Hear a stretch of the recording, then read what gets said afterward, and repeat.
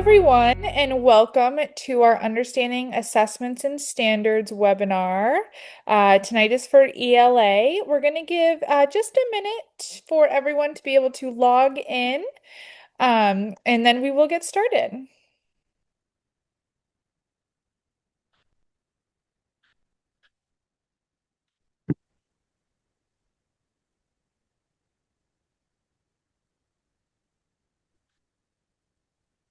Awkward. Okay. All right. Looks like numbers are slowing down a bit, so we will get started. Once again, I want to thank you for coming to our Understanding Assessments and Standards webinar for ELA. And this is specifically for kindergarten through second grade. We're super excited to be able to bring this webinar to you. We know that there's not a ton out there on assessments for these grade levels, so we are going to jump right in. My name is Marissa, and I am the school support and math specialist at Demonstrated Success. I was on the math webinar last week that we did. Tonight, I have Karen, our ELA specialist, with me tonight since we are talking all things ELA. And then Kristen Crawford is the lead in the data coaching contract we have with the department. So her contact information is at the end. If you have any questions, you will have that information. First I and think foremost, we already have a question. It's about the recording from the math webinar last week. So we'll take care of that. Thanks, yeah. Kristen. Yep, and I'll be able to answer that in just a minute. So first and foremost, we want to thank you to the Department of Education who allows us to bring you these webinars for free to get all the information out we can to educators across New Hampshire. Just so you know, everyone is muted, so don't worry about making noise or whatever your background might be. You will be muted for the remainder of this webinar. If you do have questions, you can either ask them in the Q&A section of your Zoom screen, those ones are private, or feel free to utilize the chat as well. That's a great place to ask questions, share resources with each other, whatever you might have to share. One of the biggest questions we get is if you will receive a PD certificate, as well as the resources for this slide deck. And the answer is yes, you will receive an email tomorrow that is going to contain a folder which will have the PD certificate. It will have this slide deck and resources as well. We do send out a link to our YouTube page. And so the recordings that we do for the webinars go up in about 2 to 3 days after the webinar, and that's located on our YouTube page. You'll get a link to that as well. And then last but not least, there will be a brief survey at the end of this webinar. Please give us your feedback. We love to read it and take it into account whenever we are creating and providing these types of PD opportunities.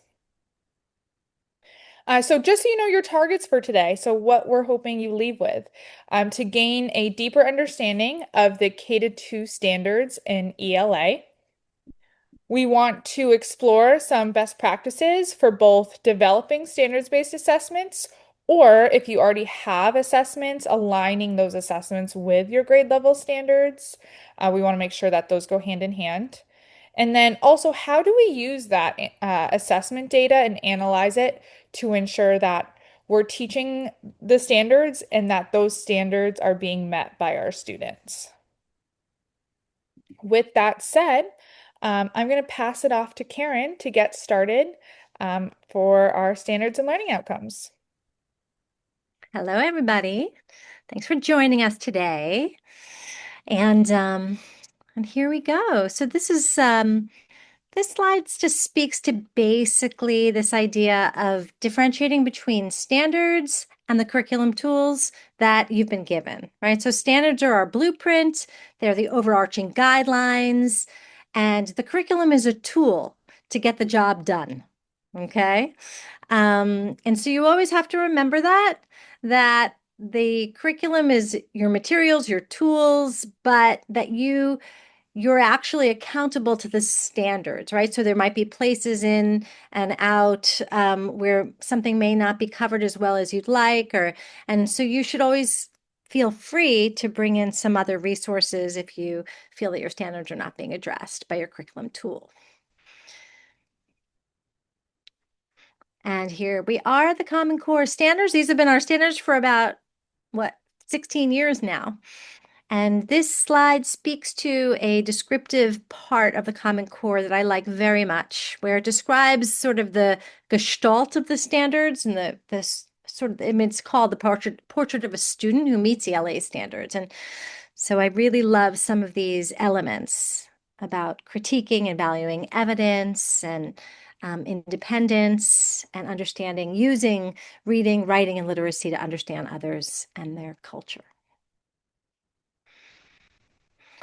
And this slide just speaks to this idea that our ELA standards are a stairway of complexity. So the anchor standards in ELA basically are the same K through 12, and they are differentiated as you go through the grade levels. They become more complex and more sophisticated, but at their very core, they are the same.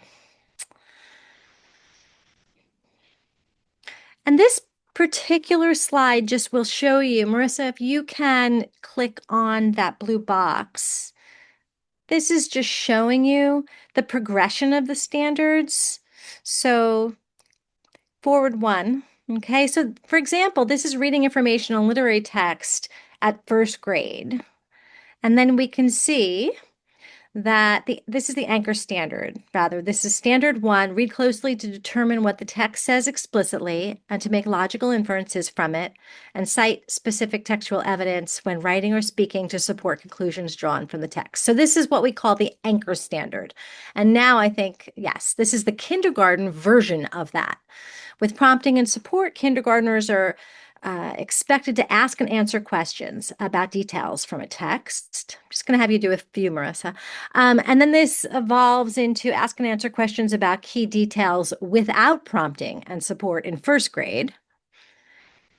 And then when students are in second grade, they ask and answer questions. And then we have the who, what, where, when, why, and how. So it gets a little more sophisticated, and we'll just go to third grade, and then we'll go to the next slide, Maurice. Ask and answer questions for third grade, understanding of a text, and this is where it gets exciting, referring explicitly to the text as the basis for the answers. And with that, off our students go into fourth grade when the expectations get a little higher. So thanks, Marissa. That was just showing you sort of the staircase of complexity for that first anchor standard. There are 3 shifts, and Marissa, you can just fill them all in at once. And regular practice with complex texts and academic language, reading, writing, and speaking grounded in evidence from texts, literary and informational, and then building knowledge through content-rich nonfiction. And these shifts have really changed the curriculum tools that that have been developed over the last 10, 15 years to meet those needs. And you should definitely keep that in mind. And we're going to go through some of the shifts now. Here are your anchor, just the anchor standards, right? So we have key ideas and details, and craft and structure, integration of knowledge and ideas, and range of reading. These are our reading anchor standards. There's 10 of them. And again, those are the foundational standards for the reading standards at every grade level. So as I said earlier, we're going to talk a little bit about each shift. And shift 1, regular practice with complex text and academic language. And when we think about complex texts, we keep in mind elements such as the reader variables, because that feeds into the complexity and how hard it's going to be for a student to work with a specific text. Their background knowledge, their motivation, their experience, that's one variable. What we ask them to do with text makes it more or less complex. The purpose, the task that's assigned, and also how we manage that in the classroom as well. So let's keep going, Maurice. The qualitative evaluations of complex text, the levels of meaning, the structure, how conventional the language is. Is there simple sentence structure? Is there complex sentence structure? Does the text progress in a sequential manner, or is there a lot of flashbacks and flashing forward that's going to make the text more complex for students?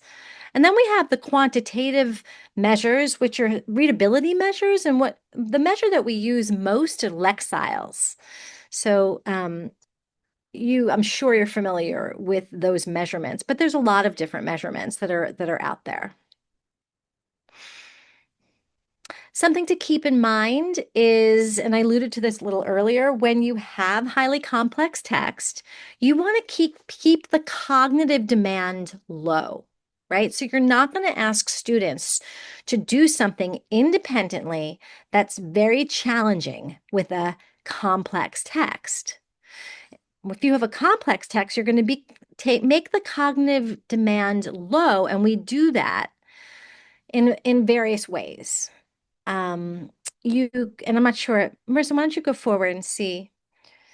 So I'm going to speak to that. I can go back for 1 minute. I'm just going to give some examples of this. So if the cognitive load is low, you might to keep the cognitive load low, you might scaffold the text, you might have students work with partners, you're going to give them a small amount of text, and that's how you keep the cognitive load low. You might ask specific text-based questions that are fairly simple.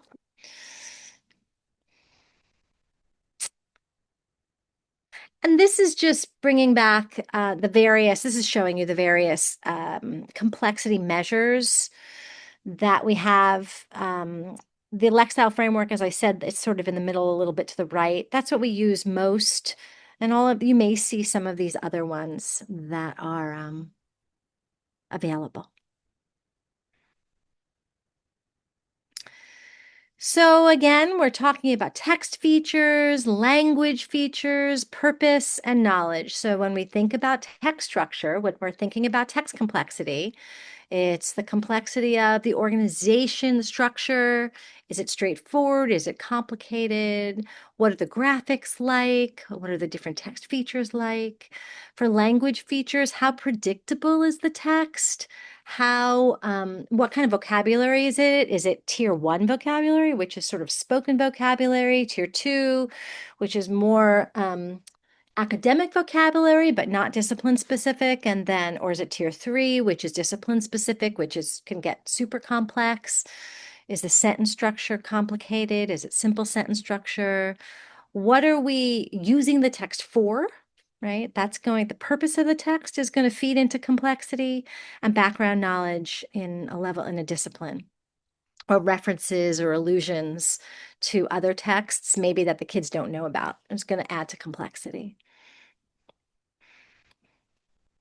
This is a great example. So on the top is complex text, and on the bottom is a more simplified version of text that means the same thing. And what I want you to think about, there's a tendency to say, well, why are we going to complicate things for them? And especially in content areas. But I argue, and I think the Common Core argues, and the shifts in the Common Core in the standards argue that every time we expose our kids with careful scaffolding and modeling for them, every time we expose our kids to complex texts, we give them the tools that they need to work through complex texts that they're going to come across in their daily lives as they get older and they move in their worlds. So it's really behooves us to take that opportunity. And, small doses, you can mix complex text if you're doing a content unit. You mix some complex text in with some simpler text and give them plenty of opportunities for both. So the grounded in evidence shift for literary and informational text. What this is basically speaking to is we want to take our kids back into the text so they can find evidence for whatever claim that they're making. And in K through 2, it's fairly straightforward, um, I liked Biscuit, right? And the reason I liked Biscuit is because in the book, Biscuit did A, B, and C. So that's basically what this shift is about. And in order to set our kids up for reading, writing, speaking, grounded in evidence from text, we will ask them text-dependent questions and expect them to provide text-dependent answers, in both orally and then also when they're doing their writing. Close analytical reading stresses engaging with the text of sufficient complexity directly and examining meaning thoroughly and methodically, encouraging students to read and reread deliberately. We are trying to encourage our students to not run away from text that's hard and to use strategies to work through text and answer questions from complex text using evidence from the text. This is a little exercise in describing how to create complex text. I'm sorry, text-dependent questions. And when we're talking about K through 2, I don't know how deeply and slowly you have to read the text closely to create to create text-dependent questions. It should be fairly straightforward for the adults. Um, but it is something that you need to do is when you're trying to help kids work through a complex text, you want to develop for them questions that grow in complexity. So you want to start with the right there questions, where was Biscuit um, when he ate his dinner? Okay, that's a right there question. It's probably right in the text. And then you might want to say, how was Biscuit feeling when he ate his dinner? And then that might require a student to infer, which is a more challenging skill. So you just want to make your text-dependent questions sort of grow in rigor to encourage the students. Content-rich nonfiction, this is really an exciting change in our standards. We are using text to build content knowledge and vice versa. Okay, so we're balancing fiction and nonfiction. We're building knowledge in the disciplines through text, and then we're using text to build background knowledge. So it's a reciprocal relationship, and we're using text to build knowledge, and we're building knowledge through text, both. This just speaks to that reciprocal relationship. We're deepening our language and literacy skills by reading, writing about, and discussing meaningful content. We build our language skills that way. And then we can also deepen our content knowledge using those very same language and literacy skills.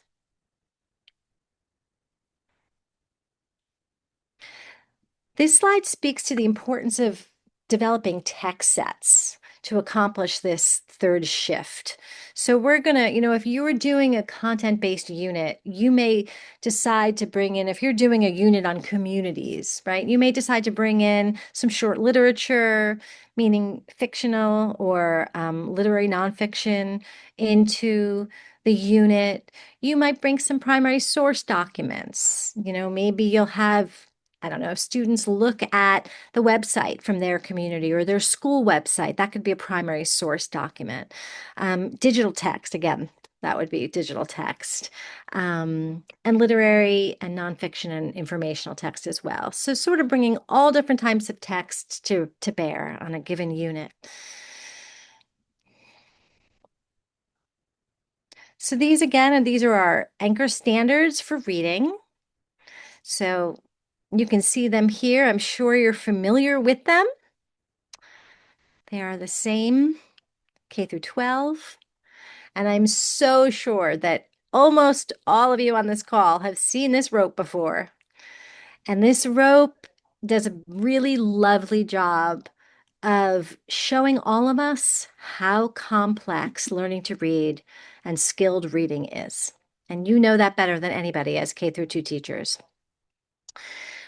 Students are asked to bring a lot of challenging skills to bear. And and you can read them yourself, background knowledge and vocabulary and language structures and their internal verbal reasoning, their background knowledge, their literacy knowledge. And then we have all of the foundational skills, the phonological awareness, the decoding, the recognition of sight words. And it's a lot to bring to the table for our students. And I love the way the rope sort of gets tighter and tighter as our, moving to the right, as our students get better and the integration of these skills gets more fluid and easier for them, their execution gets tighter and tighter and more automatic.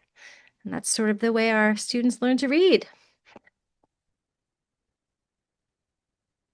It's important to think about this is another reader model. What we really want to emphasize here is that the end goal is reading and reading comprehension. So we can't stop at word recognition and phonological awareness and the alphabetic principle. Those are building blocks to reading. And they're for you at K through 2, they are absolutely primary building blocks. But ultimately, we can't let go of everything else. If you look down on the bottom where it speaks about language comprehension, we have to bring those other components, cultural and content knowledge, reading background, reasoning, language structures, and theories of mind to the practice. There's the self-regulation, the motivation, engagement, executive functioning, all of that will feed into a student's capacity and ability to read.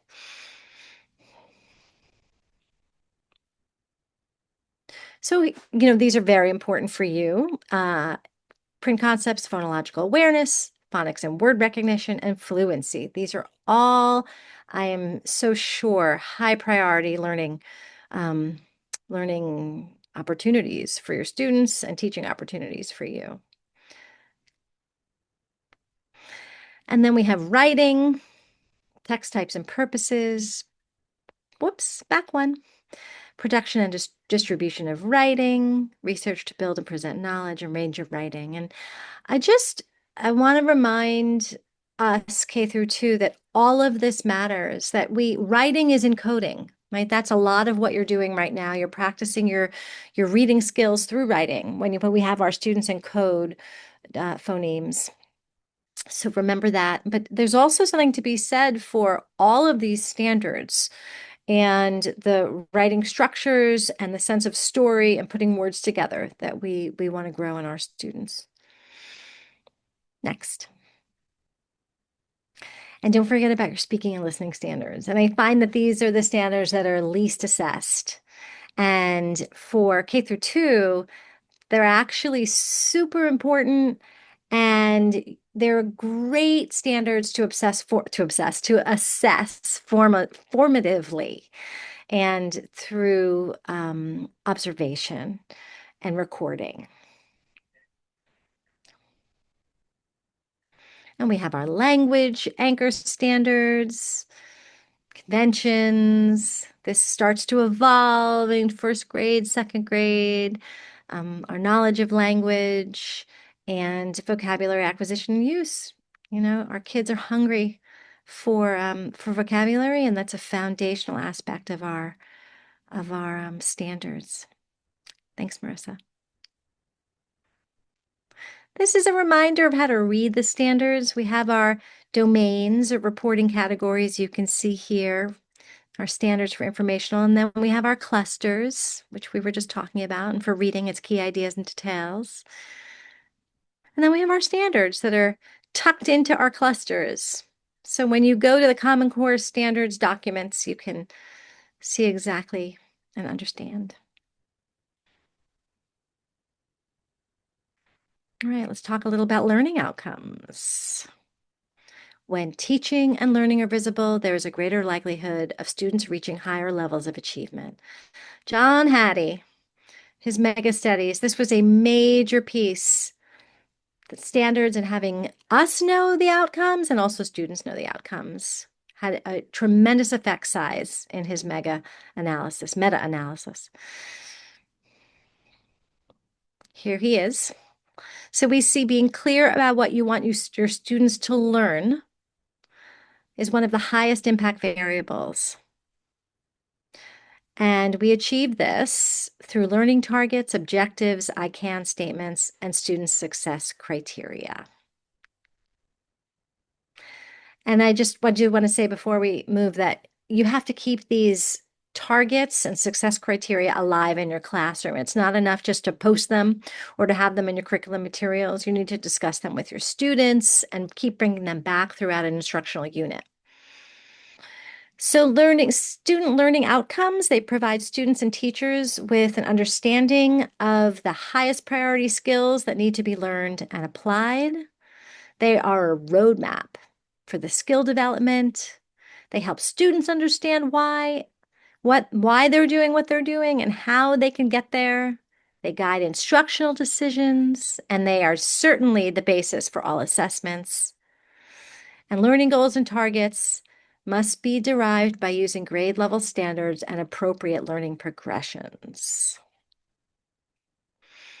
This is how you guide instructional decisions. So, what are our learning outcomes? So, this is reading literature 1-3, and the standard is describe characters, settings, and major events in a story using key details.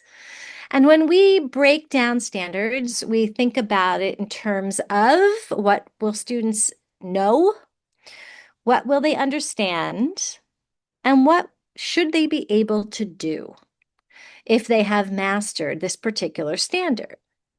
So they should know about characters and setting and events. They should know that stories have beginning, middle, and end. And they should understand the key details come from the text and illustrations. That's what they will know at the end if they are mastering this standards. What will they understand? Well, stories are made up of characters who act in a setting and experience events. Key details help readers understand who the story is about, where it happens, and what happens. And authors include important details on purpose to help readers make meaning. So authors are conveying what they want to convey through details. And our students should be able to identify characters, setting, major events, and use words and pictures from the text to describe the story elements. They should be able to retell a story in the correct sequence and answer questions about our characters, setting, and events. And I So just, that's how you, yes, Boris, go. yeah, I just want to add to this just because, you read that standard and it's pretty short. And so when you start to extract like the knowledge, understanding, and skills that students need, it really helps not only students, but us as educators, um, be able to sort of instruct them in a way because like we can see how much is unpacked from that and how much we need from our students. So I just wanted to touch upon that. Yep, it gives you a roadmap.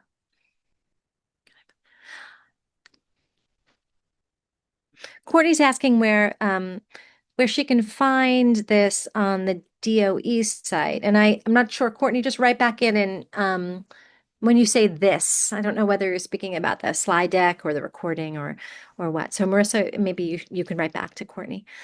Or we can tell the group. So describe character setting and major events in a story. I know, success criteria. Okay, thanks, Courtney. I'll address that in a sec. Um, I know I am successful when I can. So these are the success criteria that your students need to know. And it's a wonderful thing because you can help them chart their mastery as they tick off things that they're able to do. And it is such a compelling. John Hattie also in his meta studies also confirmed that having students be able to chart their own growth and measure their success leads to has a large impact on student learning.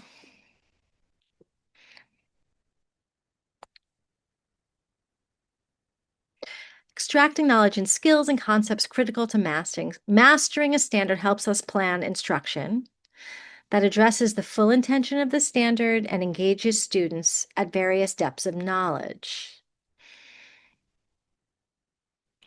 So these are the 4 depths of knowledge levels. And level 1 is basic recall. And it's pretty much recall and identifying. And I sometimes refer to it as sort of right there thinking. In a text, the answer would be right there. And level two is more about, it's more conceptual. You may have to go through several steps to find a solution.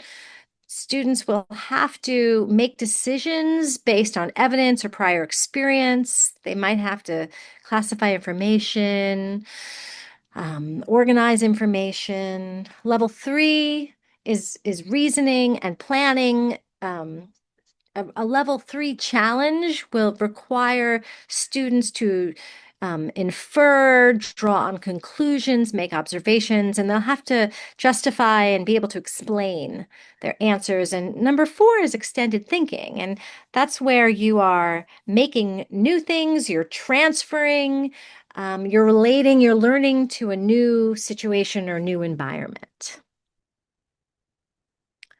And when we think about reading, okay, and we think about DOK, you know, it's basically understanding what's there in the book, right? You're finding things that actually happened, word meanings, etc.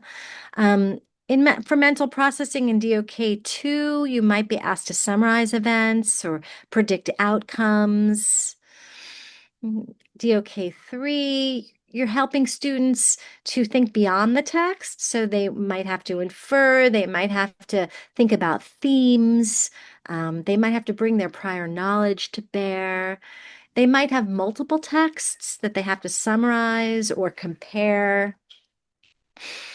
And thinking about author's purpose is also a DOK3 level challenge.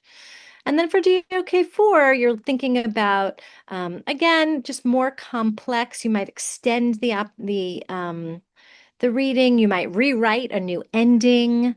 You might do an analysis. So those are some examples.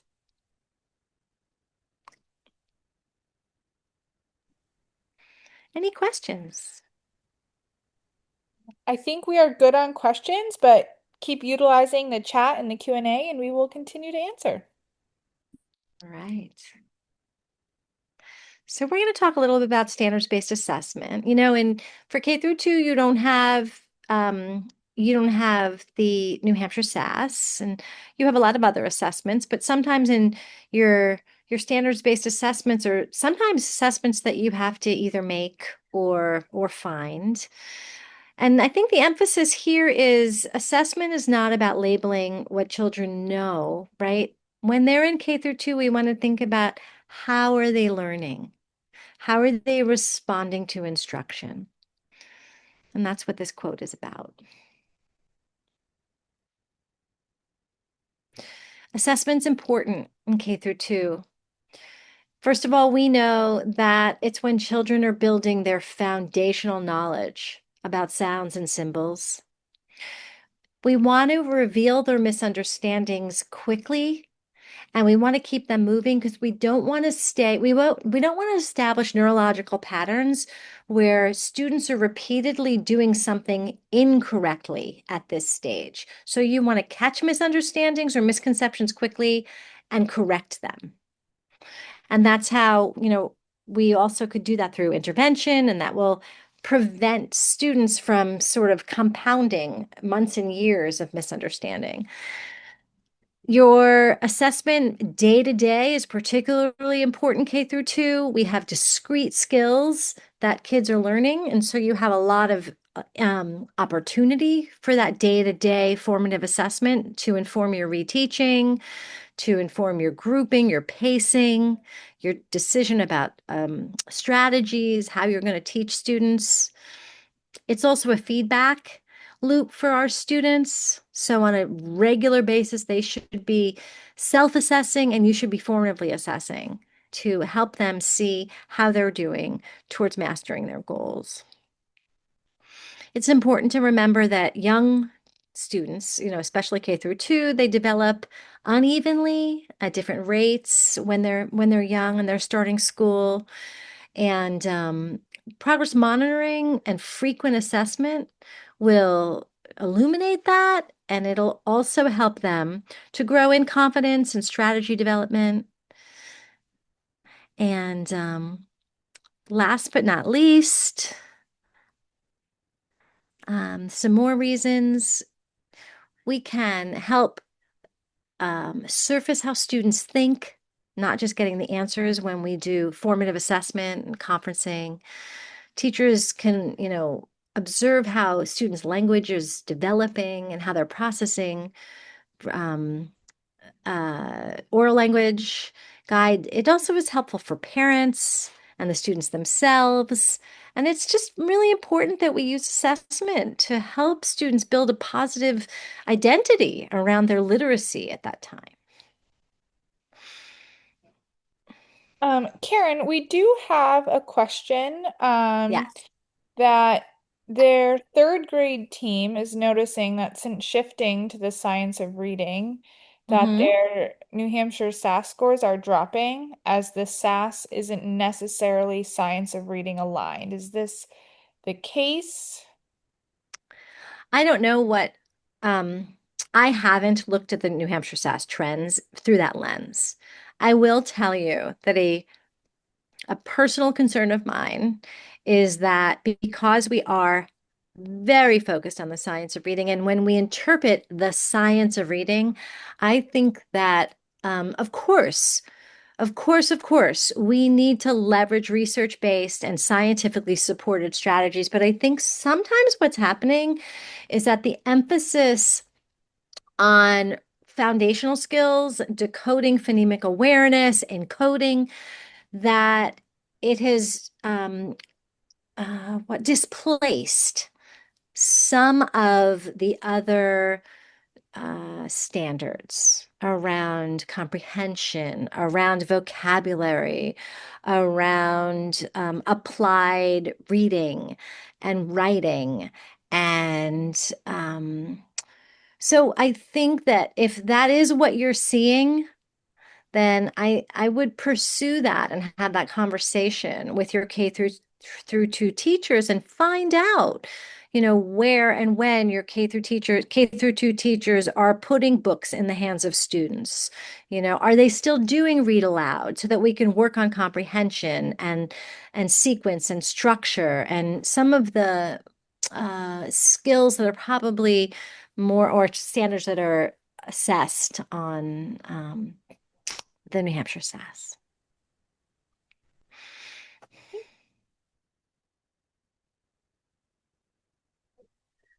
These are just some assessment strategies that are really great for K through 2. Observational checklists and interviews and conferences and um, exit tickets, games, formative assessments during activities, and looking at student work. They're really effective for our youngest learners. Probably more effective than some of our technological or online-based assessments. And this just speaks to different kinds of assessments. We have screeners, and I'm sure many of you are familiar with like Dibbles, or maybe if your school uses STAR. Dibbles is great. AIMSWeb is great. Those are beautiful screeners. They can also be used as progress monitoring tools. A benchmark is it's an assessment that is used to gauge a student's progress towards a specific set of learning goals. Um, it's a little bit different than a screener. It's more discrete. It's focused more on specific goals and achieving those goals. Formative assessment, about, I'm sure, is K through 2 teachers, and that's the kind of assessment that we do on a daily basis. And I mean, all assessments can be formative and used formatively, but when I think about K through 2 learning, I just think about formative assessment as the daily assessment we do in our classroom, and summative is for a longer at the end of an instructional period.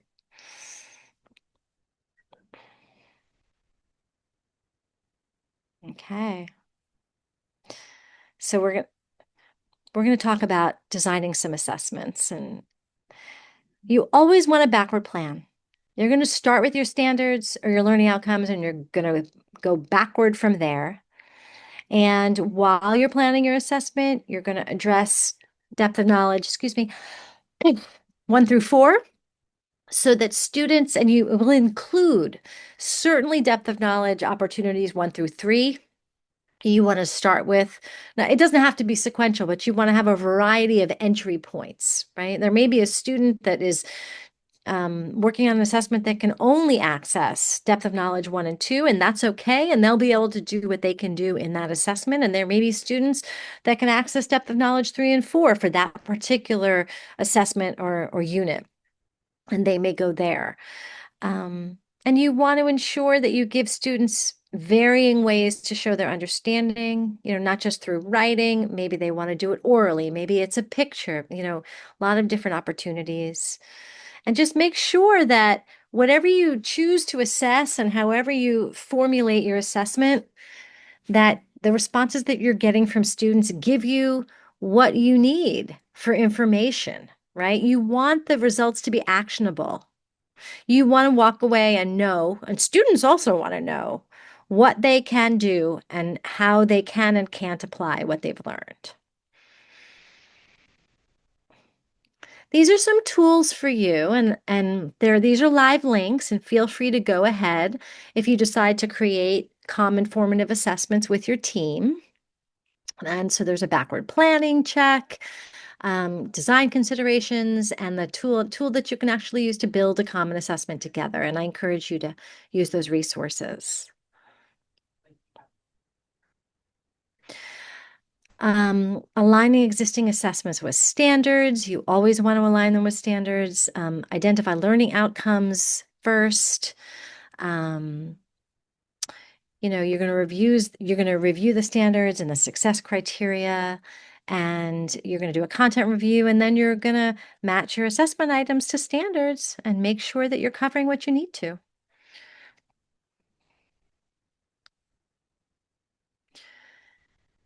Again, like I was saying earlier, you're going to include several different DOK levels, and the information that you get from that will tell you at what level your students can apply their learning.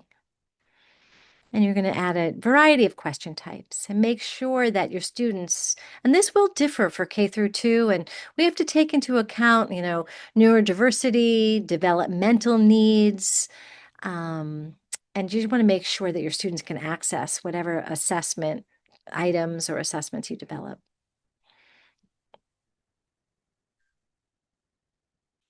So you're always going to start by identifying the learning outcomes. This is just an example.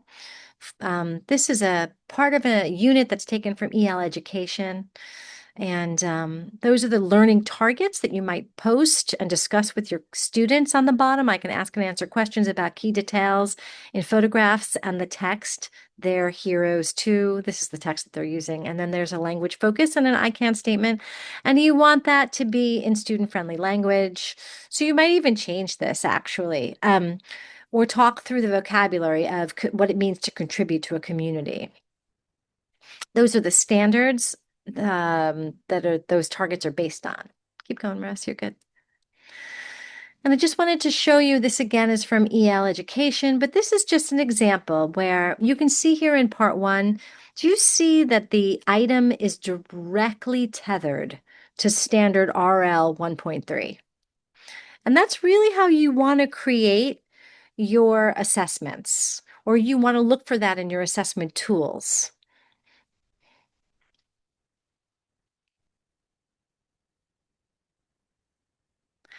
That's a live link. I'm sorry I didn't indicate that, but you can get to the EL curriculum that way. Keep going.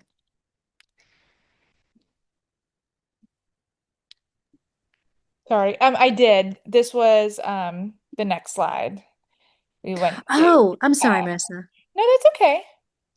So, and again, you want to go through and you'll evaluate for depth of knowledge and grade level appropriateness, some of the things that we were talking about before. But this is lovely. Like, I think that this particular assessment is a wonderful way to assess. You can see here that it's accessible to our youngest learners. There's not excess text.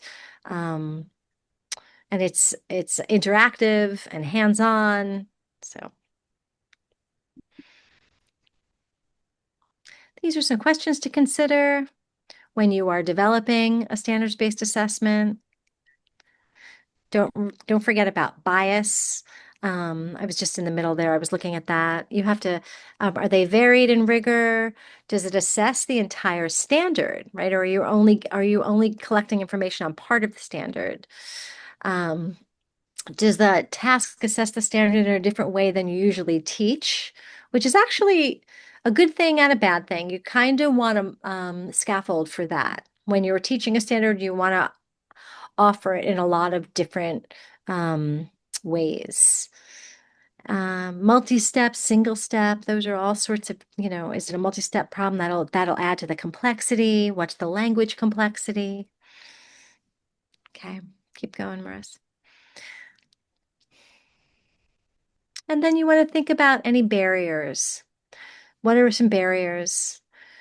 For example, if this is just the best, it's the strongest example. When we ask our students to write to convey their content knowledge, we are actually complicating their performance of what we're asking them to do. Because for many of our students, writing is a challenging, and intimidating activity. And so if they're asked to do that, but then also convey whatever content knowledge that they're asked to convey, we may be compromising their ability to demonstrate their mastery. And that's what you want to think about. You want to take those barriers away, and you want to be completely sure of what you want them um, to be able to show mastery of. If it's writing, then that's, you're going to give them a writing assignment. You may give them choice around it. But if it's, how does photosynthesis work, which wouldn't be K through 2, but, you want to give them varied opportunities to demonstrate that knowledge, not just in writing, because if they're intimidated by writing or it's not their strength, it's going to limit their ability.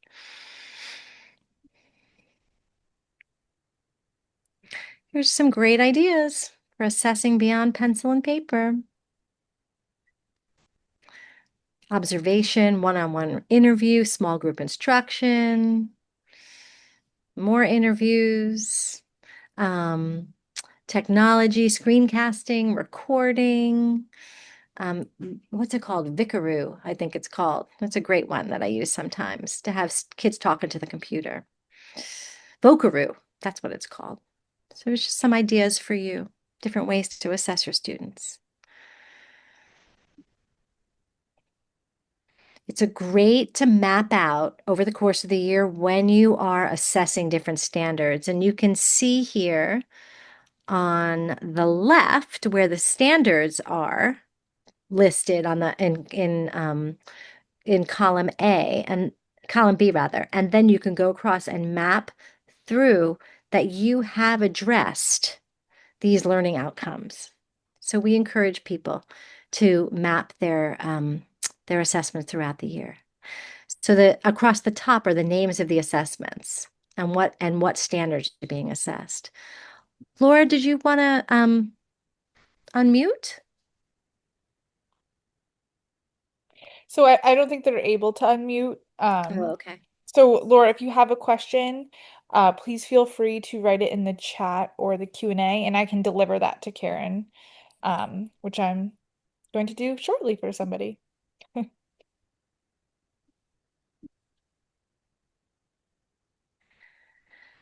Okay, so the effects of planning and using assessments, well, certainly they inform teaching and learning.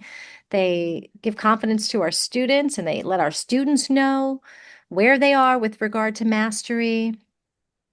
They improve our student skills, and they ensure the right evidence for the right purposes and help us and our students to critique and revise our assessments. So, any questions? Yeah, we do have a question. Do you have any tips for Ames Web literacy progress monitoring or benchmarks? Someone's having first grade students, someone whose first grade students are having a little bit of a difficult time with it. Um,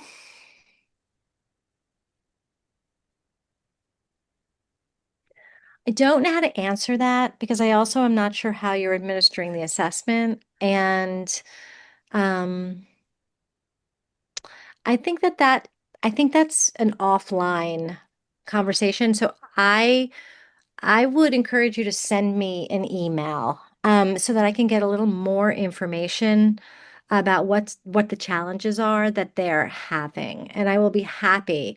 We could even jump on a Zoom to talk about it if you'd like. And my email's at the end of the slide deck. So I'm happy to help you on that. I just think that we only have about not so many minutes, 10 minutes. So, and I know that we have another couple of sections. Awesome. Thank you, Karen. And Sure. like Karen said, if you have any more pressing questions that you want more information, email is at the end that you can reach out. And these are pretty short, so we'll definitely get through these in the next 10 minutes. Um, we just wanted to talk about the best way to analyze assessment data. Karen had talked about, ensuring that our assessments are actionable. So we want to make sure that we're getting the information we need so we know what to do next. So we just want to do some suggestions for, if you're able to meet as a grade level, or even if you're a single teacher within that grade level, if you're trying to analyze any sort of data to make sure that it's compiled in a way um, that is understood by everyone who has access to that data. That is best done in a spreadsheet or understandable graphic, and it's best done visual as well, and making sure that when we set up data that it should be explicitly aligned to the standards. So just like Karen showed with the assessment mapping and things like that, that our standards are there and we know she showed that activity, which right next to question one had the standard aligned to it. That should also be represented in the data as well. And if you do, have multiple educators that teach a grade level, or even if not, if you can do any sort of calibration or scoring criteria protocol for student work, that should always be established beforehand, especially, um, I mean, in both math and ELA, but I know ELA can be a little bit more subjective. And so when you're collecting that data and formatting it, we're just giving you some helpful hints, like including part of the question on the data spreadsheet, include the standards for each question, and a column for the number of points, or if it's a rubric, what they scored there. The reason that's important is because if you have a question that is asking students to show two different skills or two plus different skills, it is critical that we know exactly what they're showing us that they know and do not know. Um, so that way we know how to better help them learn. So this is an example of a spreadsheet with a rubric. So if we had an on-demand assessment prompt, that is here to the right. And then we have the rubric here. And this is just an example of how we could set up a spreadsheet that could give us some information about that student, their name. And then I'm going to go back for these two for organization and purpose. Here's our standards. How are students scoring within those particular standards? So we know exactly what they've taken from the instruction that we've done and what we need to do next. These are some examples of some rubrics and checklists that you can use to help collect data as well. We've sourced them all here, so you can choose any of the links. Oh, you need access. We will fix that for you before it goes out tomorrow for that one. But these are some examples for data collection spreadsheets and a rubric and so forth. And then we have two more listed here as well for some rubrics and checklists that you can take a look at, see if it's going to work for you. Um, and so if it works for you, great, and you can modify these in any way as well. And lastly, we wanted to give you some resources. So these standards We've linked them directly to the slide deck here. This is under Achieve the Core, but it's the same. It's the standard documents. So if you want sort of easy access to the ELA standards, those are listed there for you. We also have some information about Achieve the Core and planning for instruction. There's a lot of resources for you for grades K-2 to help you. What it does, they're instructional tools that can help you teach standards with clarity, rigor, and purpose.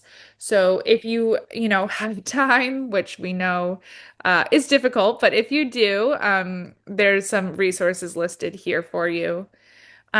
Also, the New Hampshire Department of Education has partnered with Metametrics. And so, what they do is offer a free statewide access to the Lexile and Quantile Hub, where you can utilize those Lexile measures in a number of ways. And so, all you have to do is create an account, say you're an educator from New Hampshire, and you will have access to all of that. We also, earlier in the slide deck, the learning outcomes, unpacking what students need to know, understand, be able to do. That can be a lot of work, like we said, with not a lot of time. So first and foremost, with any AI tool, like definitely it needs to be double checked. Don't just take it for what it gives you. However, it can give you some great information. Unpacking a standard for you is a great way to be able to utilize Magic School. It is free, so you can utilize that. There's a ton of other things you can do, but generating depth of knowledge level questions if you are giving a lot of depth of knowledge level 1 and 2, and you need to sort of beef it up for some students, 3 and 4. You can put that in here. So it's a good tool. Again, please double check anything that you might put in here or get for information. But for the most part, it is pretty great. And then the EL education, Karen, you might be able to speak to this better than I can. But it is a curriculum, and it's an open source curriculum that includes social emotional learning, and it's a multidisciplinary focus. So we have the links here to that. It's a super cool curriculum and it's open access. Um, and I like the way they set up their units and I like the curriculum. Perfect. And I think I got a chat in here about the links. So the links are all included in um, in the slide deck. So the Magic School, the link is going to be right here. You just click it, it will have you open to that. And same with the EL education. Oop, I'm jumping around here. Okay. We have Reading A to Z. Um, it's full of foundational skill resources. So there is a small membership fee, but Karen loves this site. Um, supporting the science of reading, and then the other resources that it has. I'm sure that all of you have science or, foundational skills tools that are, I'm sure you have curriculums but I will say that Reading A to Z has some nice additional complementary resources that are just super easy to access. And then last but not least, there's Haggerty linked here, which Karen has added for learning opportunities to support the to support you K-2 educators in teaching reading and writing. Hey there. Marissa, there's just a couple questions here that I want to acknowledge. Okay. The link for the Lexile. So I'm just going to say it out loud. I don't have the link at my fingertips right here, but the lexiles.com, if you go to lexiles.com, you can access the Lexile Hub there. It's in the slides. And oh, thanks, Marissa. Yeah, you'll get them tomorrow. You'll be able to have all the Yeah, links, but and the I'll just magic add them school too. here Yep. anyway to everyone. And Adriana, um, the majority of text students K through 2 are decodables. I've not found any benchmark levels for the words correct per minute or accuracy for decodables.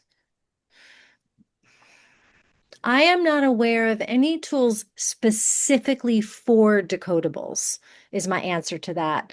But if you, in general, usually, yeah, not specifically for decodables. Okay. Okay. Well, if you've logged off or when the webinar ends, like we said, a short survey will pop up. So please let us know any feedback. We also ask about other sort of, training that you might be interested in. Anything we can do to help support, grades K-2. We understand that a lot of what we do around assessments is around New Hampshire SAS and SAT. So we definitely want to make sure that we are supporting our kindergarten, first, and second grade educators. So feel free to give your feedback there. And then, as Karen stated, if you had any questions that you want to sort of go more deeply in, if it's ELA related, definitely email Karen. If it's more general, I am happy to help as well. So my email's listed here. Same with our two Department of Education contacts. And that is it. We thank you so much for being on this hour journey with us around K-2 ELA assessments and standards. And we hope you all have a wonderful rest of your day and week, and year if we don't get to see you or talk to you. Thank you so much. Bye, everybody. Bye.